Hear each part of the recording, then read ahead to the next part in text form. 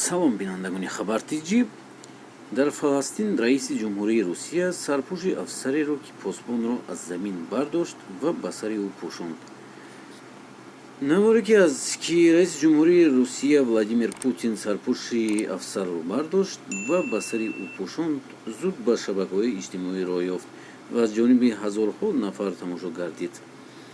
Путин бо ин рафтораш эҳтироми худро нисбати афсарони Фаластин бозго намуд.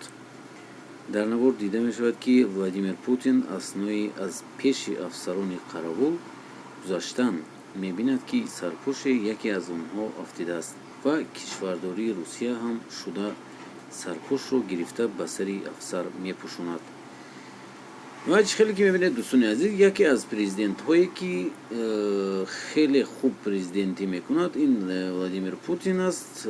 чихеле ки шумо агар новостиҳоро мебинед, яке аз президентҳои хуби рӯи дунёст.